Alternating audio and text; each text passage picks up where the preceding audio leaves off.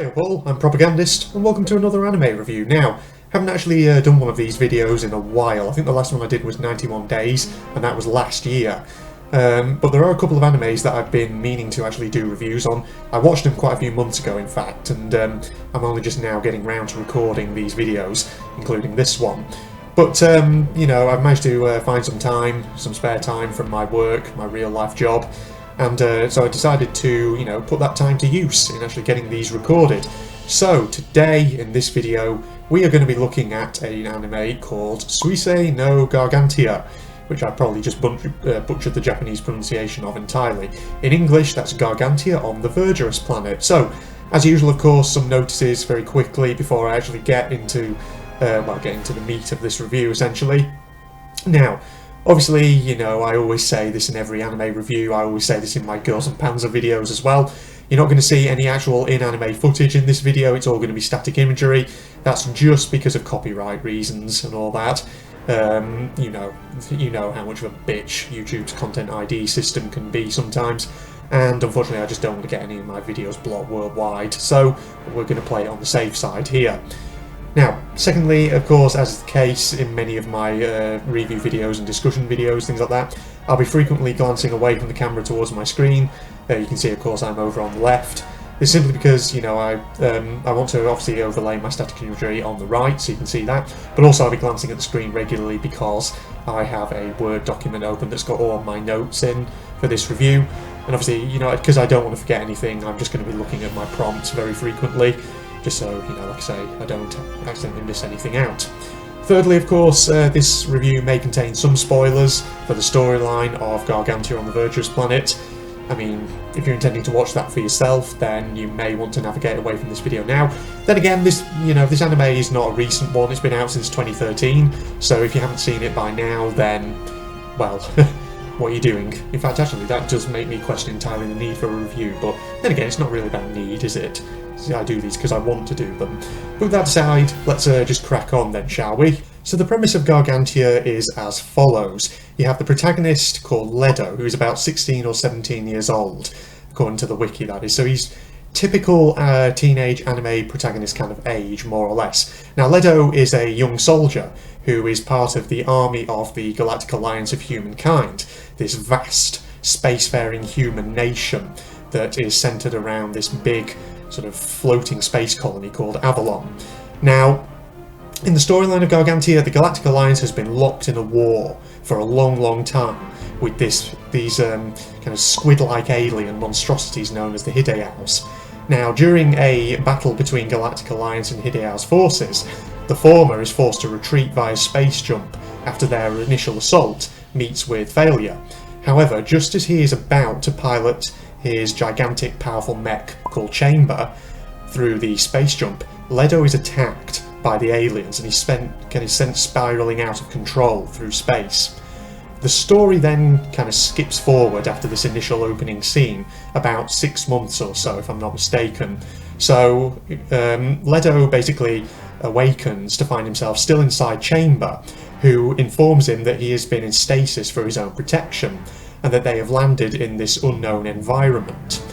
Now, upon exiting Chamber, Ledo encounters a foreign people whose language he doesn't actually understand or even recognise, and ultimately he comes to realise that he and Chamber are on board a vast fleet of ships that form this huge seaborne community, aka the Gargantia as it's called. And in a tense standoff with the inhabitants of this fleet, Chamber works out that the planet that they have effectively crash-landed on is none other than Earth, the origin place of humanity, which the Galactic Alliance had actually lost contact with a long time ago, and as a result now believes to be a myth. But as Ledo has basically now found out, it's not a myth at all. Earth actually is real and there are still people living there. So realising that he is stranded on the Gargantia fleet with no way of contacting or returning to the Galactic Alliance, Ledo is forced to basically make peace with the inhabitants. And with the help of a girl named Amy and Chamber's gradual language analysis capabilities, Ledo actually begins to learn how to communicate with the people of Gargantia. Bit by bit, despite a very rocky beginning, he begins to gradually win their trust. So without going into too much detail, the story eventually goes in the direction of having Leto learn more about Earth's history. This ultimately leads to him having this kind of revelatory moment where he learns of the true nature of the Hideaus and of course of the war between them and the Galactic Alliance and how that war actually started to begin with. Genre-wise, Gargantia on the Verdurous planet is primarily a sci-fi, but there is more to it than that. There are elements of mecha action, the most notable example of course being Chamber himself, as well as the romance that blossoms between Leto and Amy. But notably, the series is also not just a traditional sci-fi action featuring aliens and fighting machines and all that kind of thing. It's also to a degree a form of social science fiction. I'll explain what I mean by that. I say this because certainly in the first half of the series, a key part of the story concerns Leto actually learning about the culture and the customs of Gargantia and its people, and of course vice versa as well, with some of the inhabitants, most notably Amy, as well as Amy's younger bedridden brother Bebel, the Gargantia's resident medical practitioner Dr. Oldham, as well as the Gargantia's circle of commanders. They also learn more about Leto and the ways of the Galactic Alliance. So this immediately sets the scene for some, how should we say, kind of interesting exchanges between these two very different cultures, particularly in the first 4 episodes of the anime, where initially the language barrier results in tension and misunderstanding between Leto and the Gargantia's people, and subsequently, once Leto begins to overcome that language barrier, he discusses the culture from which he hails and the culture in which he now finds himself. Now, the stark differences between the culture of the Galactic Alliance and the culture of Gargantia soon become very apparent in those first 4 episodes, and it serves to help flesh out Leto's character and, to an extent, the characters of some of those of Gargantia's inhabitants, notably Amy and Bebel by contrast. And so that way there can be personal growth and development later on in the storyline. So what we learn about the cultures, particularly of the Galactic Alliance, is that the Galactic Alliance emphasises order, hierarchy and strength, and every individual's life is dedicated to working towards the Alliance's ultimate purpose, and that ultimate purpose is to attain victory in the war against the Hideaus. And, you know, when you think about it, when you've actually seen those episodes, and you think about the nature of the Galactic Alliance, of society in that particular nation, it's actually kind of harrowing in a way, not just for the people of Gargantia, but also for us, the audience, watching it. Because in the first few episodes, it's quickly revealed that in a manner of speaking, the Galactic Alliance is not only quite a martial and militaristic culture, but it can also be a very cold and quite unforgiving place to live. If any individual does not or cannot contribute to the fulfillment of the Alliance's ultimate purpose, namely total military victory in the war over the alien foe, then they are simply euthanized with industrial swiftness. This includes those who are terminally ill or who are suffering from permanent debilitating conditions, and that really raises some quite unsettling questions about what society is like in the Alliance, how it views those who are disabled, how cold and impersonal it must be, and to what extent the Alliance's population kind of tacitly, perhaps even explicitly, you never know, accept that way of life. Naturally, of course, the characters of Gargantia, with whom Leto discusses this, are somewhat shocked by it. Even Leto himself is actually hinted to be, as we say, kind of hardly enthusiastic about the Alliance's way of doing things, because for a start, it's hinted through very brief sort of flashbacks that Leto had a younger brother with an unspecified condition or disability, who was euthanized precisely because, of course, that would inhibit his ability to actually contribute to the war against the Hideaus. Not only that, but the hints are that even for Leto, the combat-trained, battle-hardened young soldier, taught to put aside his own feelings for the sake of the Alliance's war, this loss still results in feelings of unhappiness and emotional vulnerability. By contrast, the people of Gargantia are relaxed, they're quite carefree. They work hard, but they take the time to live happy lives and build friendships. To characters like Amy, Bebel, the Salvagers, Pinion and Bellows, and Amy's friends Melty and Sire, this is natural, but to Leto, who has little experience of this, it seems initially very strange, very inefficient, and in his eyes quite inexplicable. But of course, as the story progresses and Leto actually learns more and more about the culture of Gargantia, about the history of Earth, and the history of humanity and the Hideaus, he soon begins to realise that he no longer really wishes to return to the Galactic Alliance. Instead, he'd rather live out his life in the warmer, much friendlier environment of Gargantia, alongside Amy. Perhaps the greatest indicator of that, of course, is, as I say, the relationship between him and Amy, which ultimately blossoms into some kind of love interest. There are other notable themes, though, in Gargantia's plot as well, apart from the idea of a kind of meeting of cultures and an exchange of cultural ways of doing things.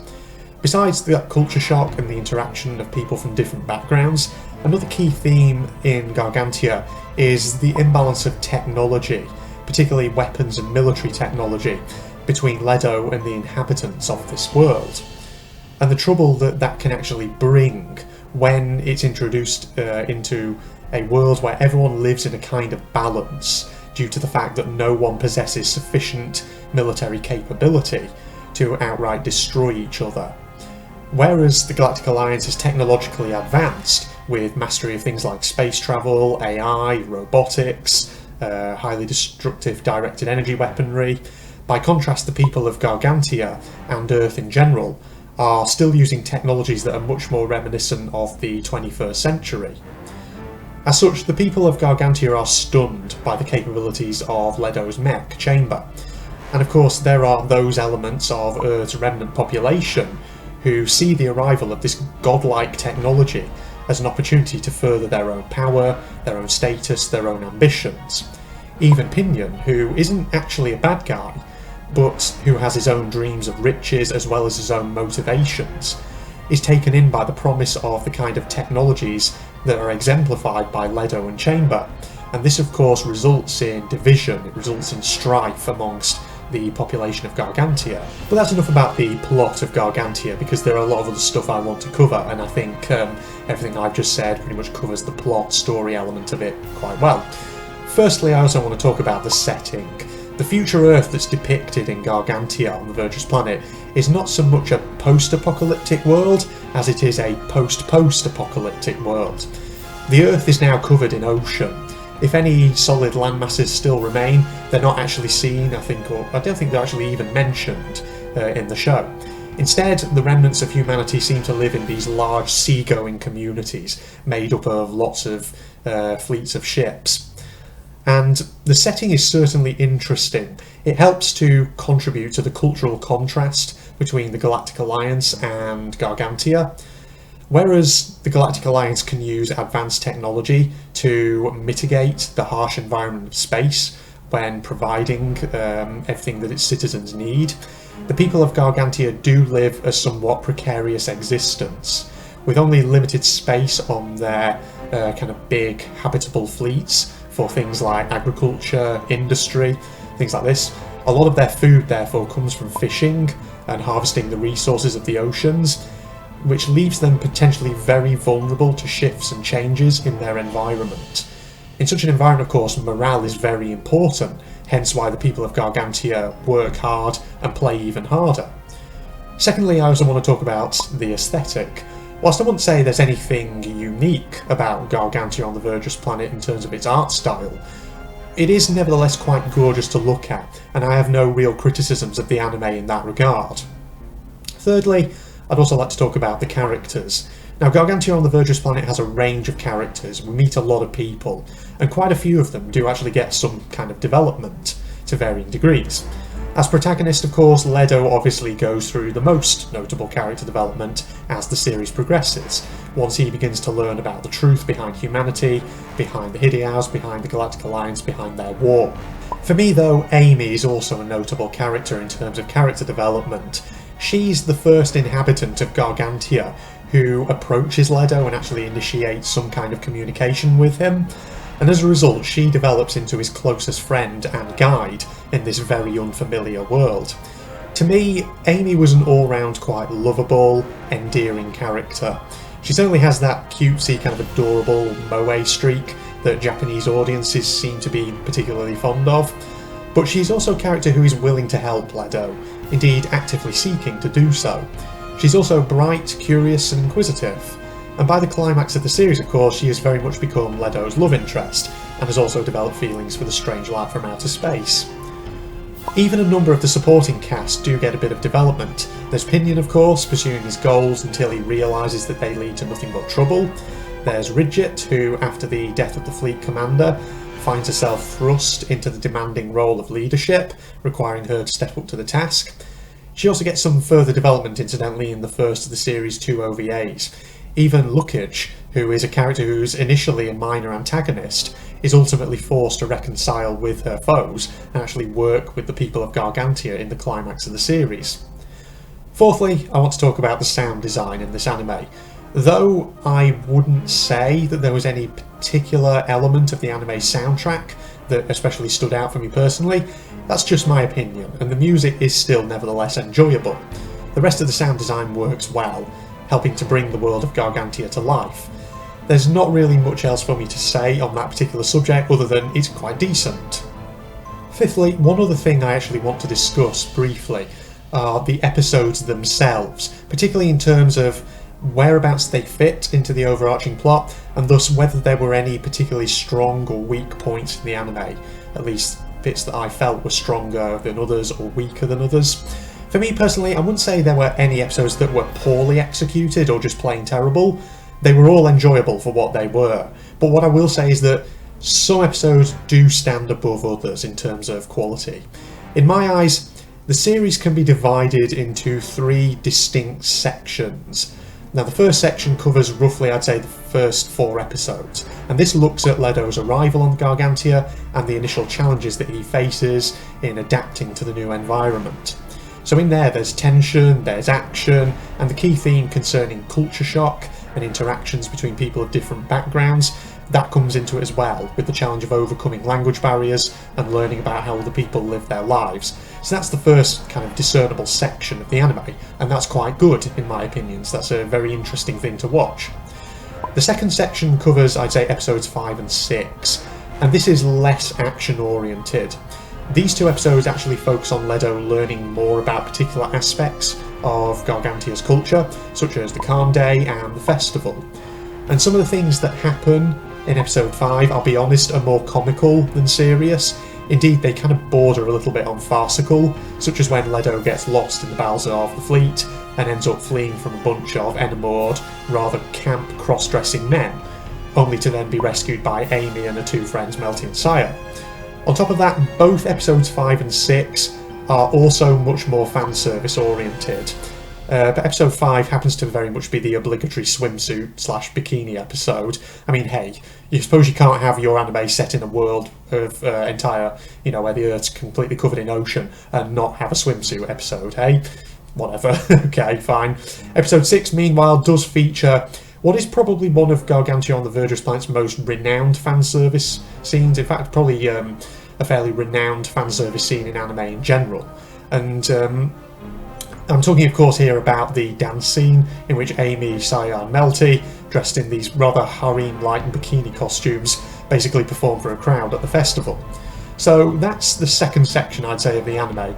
And, whilst it's enjoyable, don't get me wrong, I feel like compared to the other sections, that one is comparatively not quite up to the same standard, but it's still enjoyable, like I say. Now, the third section, meanwhile, covers the remaining episodes, 7 to 13. Here, the action and the plot starts to kind of pick up again. It is during this section of the anime that divisions begin to appear within Gargantia, and Ledo begins to learn more and more about the history behind the Galactic Alliance, the humanity, the Hideaos, etc., etc. Ultimately, culminating in conflict, action, and his decision that he ultimately wants to stay on Earth and live with Amy. So if I had to plot a line on a graph to show how strong that I think the series was episode to episode, it would probably have a distinct shape to it. It would probably start out strong for the first section of the series, then for episode 5 I think it would dip just a little bit before starting to rise up again by the end of episode 6. Then it would return to its previously fairly strong position with the third section of the series. But like I've been saying, don't get me wrong here, episodes 5 and 6 are not bad, by no means. 6 is enjoyable, 5 is moderately decent, I'd say.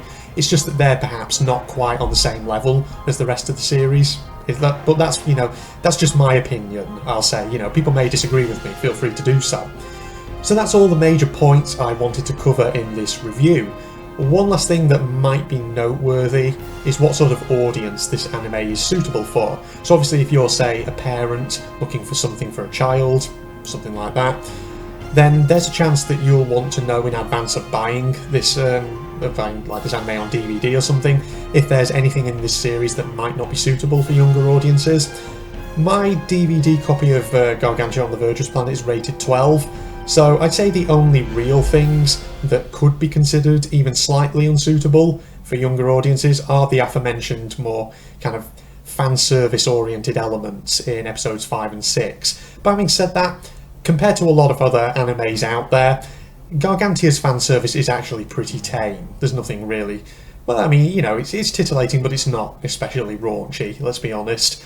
Other than that, the only thing I can think of would be that, of course, there is combat and action depicted in this anime, but like this, you know, like the only marginally raunchy fan service, there's nothing in the combat action that is vulgar, outright inappropriate, or just objectionable, at least not in my eyes. So, to round this review off, overall, I enjoyed Gargantia on the Verdurous planet and would definitely recommend it to anyone looking for a decent anime to watch. There's a lot to like in the series, and the few criticisms that I do have are only fairly mild, minor ones that don't really affect my overall rating of the show by that much. So by all means, go and check this one out if you haven't already done so. But other than that, that's everything I have to say. So thank you for joining me for this review, everyone. Coming up, hopefully sometime soon, on the Propagandist channel, I'm going to be doing a review of Mirai Nikki, which I mentioned at the start. Of course, that I had a couple of animes that I wanted to do reviews on, ones that I've watched in the last few months. Obviously, apart from Gargantia, Mirai Nikki is the other one, and I'll be hopefully getting round to that sometime soon. So, I hope you look forward to that, everybody. So, just, you know, watch this space. So, if you're not aware already, of course, General Red Propagandist is my second channel. My main channel is actually General Red Strategist, where I do a lot of gaming related content. If you're interested in that kind of thing, there will be a link below in the video description. There are also a couple of social media links associated with that channel, so if you want to check those out as well, go ahead, links in the video description as well. But other than that, it's time to wrap up now. Thank you everybody, and goodbye.